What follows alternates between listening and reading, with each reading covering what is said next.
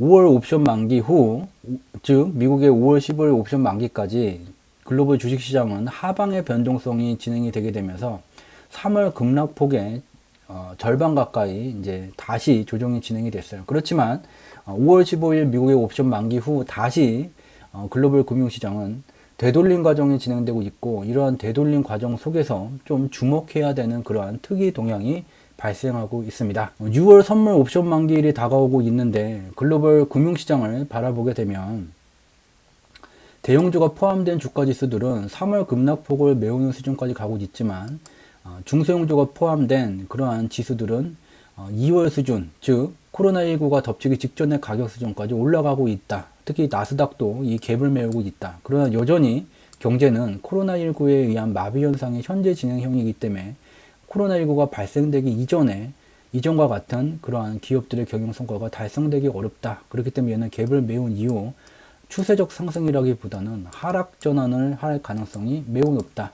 그렇지만 현재 기준으로 보게 되면 주요한 경제 지표들은 아직 특이 동향이 나타나지 않고 있다. 즉 3월 20일 이후 미국의 선물 옵션 만기일 이후 진행되고 있는 반등 국면은 그러함에도 불구하고 아직까지는 반등 국면이 지속되고 있다.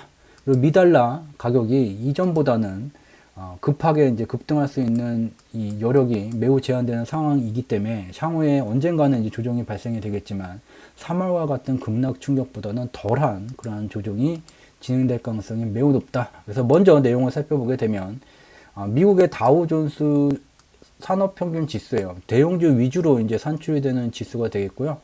어떠한 국가의 주식시장이 됐던 아프리카의 이름을 모르는 국가일지라도 금융시장이 있다면, 주식시장이 있다면 그 주가지수는 이와 동일한 모습을 가지고 있어요. 그래서 3월 20일까지 공매도 하방 풀 베팅 선물 매도 포지션 이와 같이 하방으로의 풀 베팅이 진행이 되게 되면서 과도한 하락이 이제 진행이 되게 됐고 급락이 진행이 되게 됐고, 이러한 기간 속에서 경제 지표를 인가 분석을 하게 되면 이러한 하방 풀 베팅은 반드시 상방 포지션으로 전환됐을 뿐이 없다. 그렇기 때문에 3월 20일 미국의 선물 옵션 만기일 이후에 글로벌 금융시장은 반등 국면이 진행될 것이라는 것은 계속해서 3월서부터 공개방송을 통해서 계속해서 설명드려 왔어요. 3월 20일 미국의 선물 옵션 만기일 이후에 어떠한 국가의 금융시장이 됐던, 어떠한 금융상품이 됐던 2월과 3월에 급락했던 것들은 다시 반등 국면이 진행되고 있어요. 왜 반등이라고 표현을 하냐면 상승이라고도 표현할 수 있는데 왜 반등이냐? 이 주식시장이 급락하는 기간에, 위험자산인 주식시장이 급락하는 기간에 안전자산인 채권은 오히려 급등 현상이 나타나게 됐어요. 근데 지금 진행되고 있는 이것이 반등이 아니라 상승 추세가 되기 위해서는 이때 급락 시기에 채권 시장에 들어갔던 자금이 빠져나오게 되면서 채권 가격이 하락하고 일정 수준 이하로 하락하고 주식시장이 이와 같은 상승이 진행이 됐다면 얘는 상승 추세가 되게 돼요. 근데 중요한 것은 3월 20일 이후에 이 채권 시장에 들어갔었던 어마어마한 수익률을 기록했었던 그 수익률이 돈으로 환전돼서 나오지를 않은 채 그대로 여기에 들어가 있는 중이에요. 이 돈이 빠져나오지 않은 채 주가지수만 반등이 진행이 되게 돼요. 그리고 중요한 것은 이 3월이에요. 3월. 코로나19 때문에 2월과 3월에 이렇게 급락이 나타났다고 설명을 하고 있지만, 이를 좀 상식적으로 바라보게 되면 2월에는 세계공장의 굴뚝 중국이 코로나19 때문에 경제가 멈춰섰어요. 그러니까 하락에 나올 수가 있죠. 왜냐하면 중국 경제가 멈춰서게 되면 중국과 무역 관계를 맺고 있는 미국, 유럽, 대한민국 또 여러 국가들이 이제 글로벌 무역 환경 속에서 경제지표 실적 악화가 이제 발생이 되기 때문에 주가지수가 이와 같이 하락하는 게 이해가 되게 되지만, 3월은 멈춰섰었던 중국이 재가동이 되고 미국도 가동 중이었고 유럽도 가동 중이었고 대부분의 국가가 가동 중이었어요. 실물 경제가 돌아가는데 이와 같은 급락이 진행이 되게 된 거예요. 더 상식적이지 못한 현상이 4월서부터 나타나게 돼요. 3월 20일서부터 나타나게 돼요. 세계에서 가장 많은 부를 일구는 국가 미국 그리고 유럽의 전 지역이 4월서부터 경제가 멈춰서게 돼요. 경제가 멈춰서게 돼요. 그러면 글로벌 경제지표 실적이 악화가 되는 게 뻔한데 주식시장은 오히려 상승이 아직까지도 계속되고 있는 이상한 현상이 나타나게 돼요. 그래서 여기서 중요한 것이 이 방향성과 변동성을 파악하는 게 매우 중요하게 됩니다. 방향성이라는 것은 글로벌 경제의 주식시장이 동조되는 현상, 변동성이라는 것은 글로벌 경제의 방향성과는 전혀 상관없이 파생시장의 만기를 즈음하여 이 복수의 투자 조직, 거대한 자금을 운영하는 복수의 투자 조직, 핫머니들이 만드는 이 경제와는 상관없는 그냥 변동성, 이와 같은 방향성과 변동성이 복합적으로 엮이게 되면서 글로벌 주식시장은 3월 20일 이래 아직까지도 반등 국면이 지속되고 있는 중이에요. 특히 5월까지 하방 변동성이 좀 4월보다 과도하게 진행이 됐었고, 현재는 되돌림 과정이 진행이 되게 되면서 4월의 상한 수준, 주가 수준은 아직 넘어서지 못한 채 완전한 되돌림만 진행됐다는 것을 직접 눈으로 확인해 볼 수가 있어요. 근데 얘는 이제 종합주가지수, 대형주 중심으로 이제 살펴본 것이고, 기술주 중심, 또 중소형주가 포함되어 있는 나스닥 지수, 미국의 나스닥 지수를 보게 되면 이미 3월의 급락폭을 절반을 메우고도 이미 3월 급락폭을 넘어서 2월의 개파락 떨어진 이 개파락을 메워버리고 이제 코로나19가 덮치기 직전까지 주가의 최고 수준, 상한 수준까지 바라보고 있는 중이에요.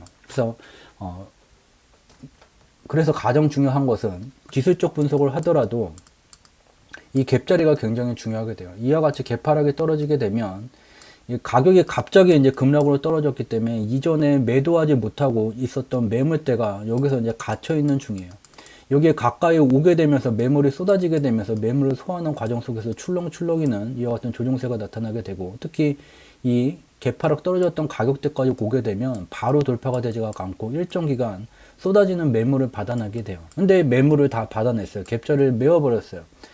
갭자리를 메우게 되면 두 가지예요. 이전에 개파락 진행됐었던 이 글로벌 경제 환경이 안 좋았었던 것이 완전히 개선이 됐다. 그래서 갭자리를 메웠다. 두 번째는 글로벌 경제가 여전히 안 좋은데 갭자리를 메웠다. 그러면 이 갭자리를 메운 다음에 가야 될 것은 위가 아니라 밑으로 가게 돼요. 이 부분이 굉장히 중요하게 돼요. 그리고 또 상식적으로 보게 되면 코로나19라는 것이 발생되게 되면서 실물 경제를 멈춰서는 현상을 계속해서 만들고 있는 중이에요. 2월에 중국 경제가 멈춰섰었고, 4월에 미국과 유럽 경제가 멈춰섰었고, 현재도 재가동이 되고는 있지만 어떠한 코로나19의 치료제와 백신이 없는 상황에서 언제든지 다시 경제가 코로나19 재간염으로 멈춰서고 재간염이 확산되는 현상이 나타나고 있는 중이에요. 즉 정상 가동을 할 수 없는 시절, 코로나19가 발생되기 전과 같은 정상적인 경제활동을 할 수 없는 그런 환경이 있는 상황인데, 얘가 코로나19가 덮치기 전에 가격 수준까지 올라서고 있다.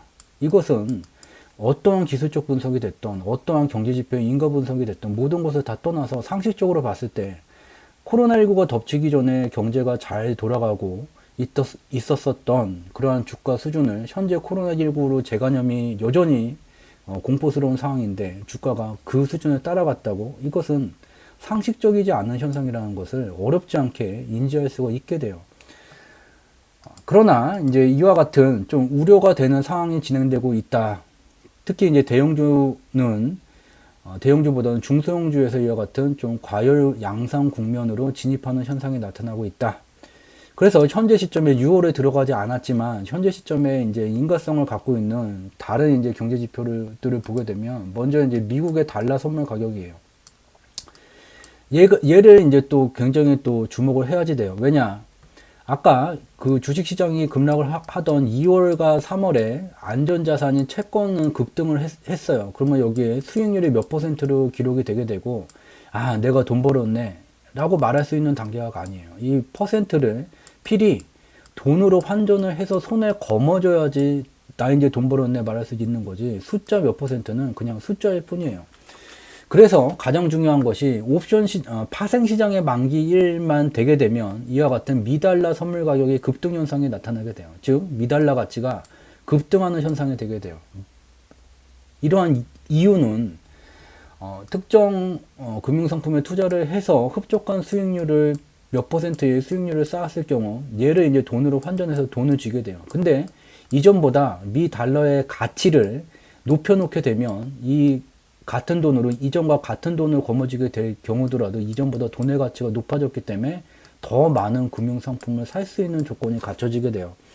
그래서 글로벌 금융시장을 주무르는 거대한 자금을 운영하는 복수의 투자 조직 한머니들은 이와 같이 파생시장의 만기일마다 미달러 선물 가격을 급등하는 현상을 만들고 있는 중이에요. 이게 굉장히 중요한 포인트가 되게 되고요. 또 하나 중요한 것은 3월 달에는 이와 같은 미달러 선물 가격의 급등 현상이 나타났는데 그 뒤에 이게 왜 작아지냐?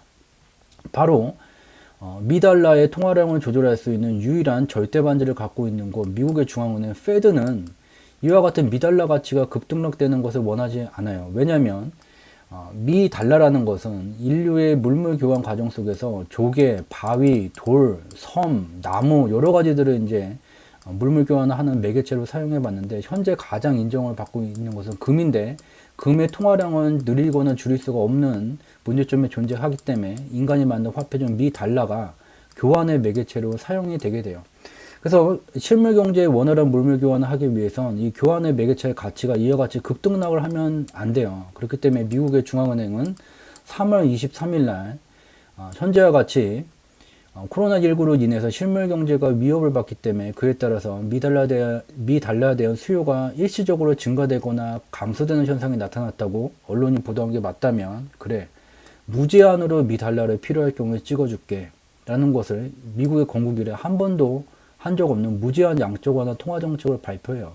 무제한으로 미달러 통화량이 이전보다 무제한으로 많아지게 되면 시장에서 받아들이는 미달러의 가치는 이전보다 더 떨어지게 돼요. 그렇기 때문에 이와 같이 이후에 3월 23일 미국의 무제한 양적 완화 통화 정책 발표 이후에 미달러 선물 가격은 파생시장 만기일마다 이제 상승하는 현상은 나타나게 되지만 3월과 같은 급등 수준을 만들지 못하게 되고 여기에 매우 중요한 포인트가 있어요. 향후에 주식시장의 조정이 나타나기는 나타날 것인데 이때 이제 피해가 더 컸던 것은 이와 같은 미달러 선물 가격의 급등락 현상이 가미가 되게 되면서 그 충격이 더 커지게 되는데 이 현상이 매우 제한되는 조건에 와 있다는 거죠. 미국의 중앙은행 때문에. 그래서 향후에 발생될 조정이 하방 변동성이 5월보다는 더 깊을 수도 있겠지만 그 충격이 3월과 같은 충격을 주기에는 미 연준이 그 길을 가로막고 서 있다라는 것을 인지할 필요가 있어요. 그리고 현재 기준으로 보게 되면 5월에 이제 옵션 만기일까지 다시 미달러 선물 가격이 상승하는 현상이 나타나게 됐지만 아직 6월 선물 옵션 만기 그 주간에 들어간 게 아니기 때문에 6월 달에도 들어간 게 아니기 때문에 미달러 선물 가격은 하락하는 현상이 나타나고 있어요. 그래서 여기서 알 수 있는 것은 나스닥이 이전에 2월 개파락 그 자리를 메우는 과열 양상 국면을 보이고는 있지만 아직 글로벌 금융시장의 다른 경제 지표들은 과열 국면을 아직은 나타내고 있지 않다. 그렇기 때문에 오늘까지 딱 잘라서 봤을 때 글로벌 금융시장은 여전히 3월 20일 이후에 진행되고 있는 반등 국면이 진행 중이다. 채권 시장에서 돈이 안 빠져나왔기 때문에 상승 추세가 아닌 반등 국면이 진행 중이라는 것을 알 수가 있게 되고 또 하나 여기에 이제 저희 경제지표 스토리텔링에 특화된 시각적 방향성 분석 도구를 나타냈어요. 무슨 말이냐? 경제지표를 인가 분석한 내용을 설명드리기 위해서는 여러 이제 경제지표를 지금과 같이 띄워놓고 여러 개를 왔다 갔다 하면서 설명을 드리게 돼요. 근데 이것에 익숙하지 않으신 분들은 설명을 듣더라도 무슨 말인지를 잘 받아들이지를 못하게 돼요. 그래서 인류의 진화 과정 속에서 인간이 두뇌의 용량을 가장 많이 사용하는 정보가 시각 정보래요. 그래서 이와 같은 복잡한 인가 분석 내용을 시각적으로 시각화를 한 거예요. 그렇기 때문에 이 선이 여기에 와 있다. 몇 포인트에 와 있다. 이 절대적인 기준이 되지가 않고 이 경제지표 인가 분석 내용을 이해하기 쉽도록 시각화를 한 것일 뿐 기술적 분석과 달리 이 선이 위치하고 있는 이 수치, 매칭되는 수치는 아무런 의미가 없습니다. 그래서 인가 분석을 한 내용을 좀 더 이해하기 쉽게 그림으로 나타낸 것일 뿐이에요. 그래서 경제지표 스토리텔링이 사용하는 이와 같은 녹색 선을 녹색 비행기 궤도라고 부르게 돼요. 그래서 녹색 비행기 궤도는 제일 밑에서부터 태동기, 성장기, 성숙기, 쇠퇴기로 구성이 되게 되고 어떤 기업의 주가가 됐던 어떤 경제지표의 지표값이 됐던 태동기를 넘어서게 되면 쇠퇴기까지 상승하는 항로가 설정이 되게 되고 쇠퇴기에 이르면 추가적으로 상승하는 것이 아닌 새로운 생일을 만들기 위해 출발했었던 태동기로 귀향하는 그러한 경로가 설정되게 됩니다. 그래서 여기서 이제 빨간 선으로 나타난 게 앞서 살펴봤었던 미 달러 가치예요.